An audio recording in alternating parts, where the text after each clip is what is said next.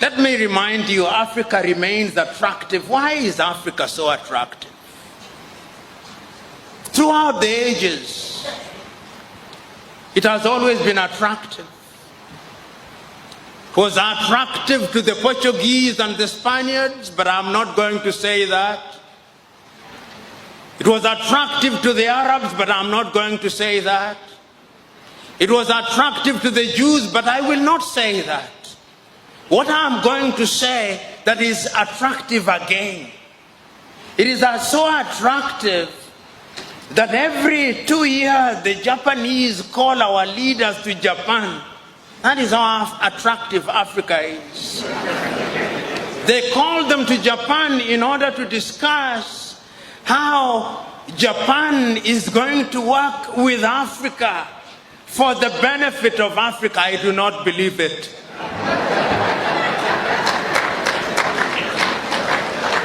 It must be for the benefit of Japan. It is so attractive that the Chinese leaders call Africans to Beijing every year. The 54 of them, they call them to Beijing. And they say this is how China is going to work for the benefit of Africa. I refuse to believe them. It must be that there is something that is being done for the benefit of Beijing.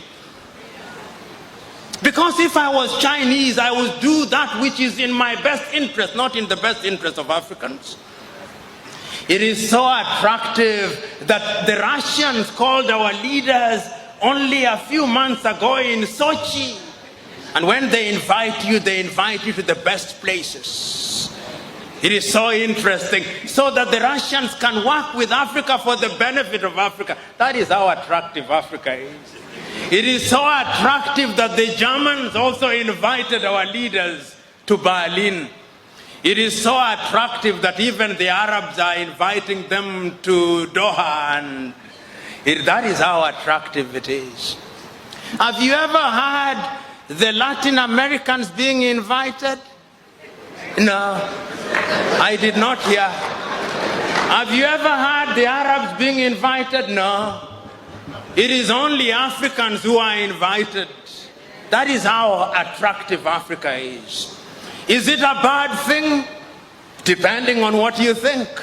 We can use it to our own advantage, or we can allow them to use it to their advantage.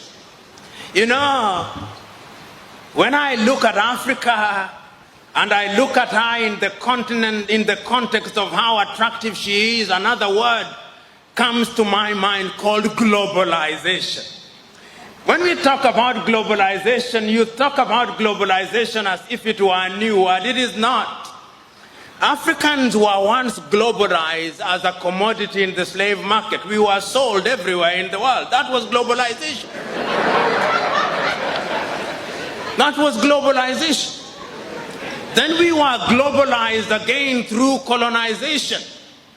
Then we were globalized again through neo-colonization. Now we are being globalized in the context of opening our markets.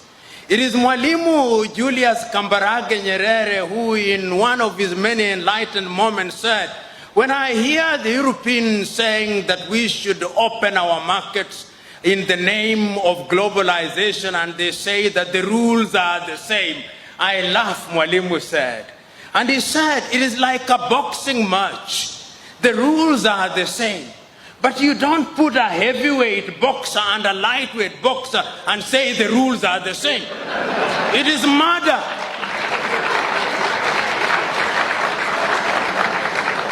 Allow me to be melodramatic.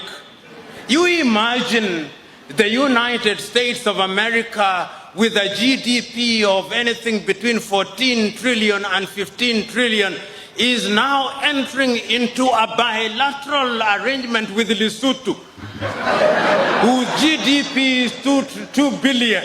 And you say the rules are the same. It is a joke. It is murder. Because the revenue that is generated by the city of Los Angeles alone in one day is more than the GDP of Lesotho.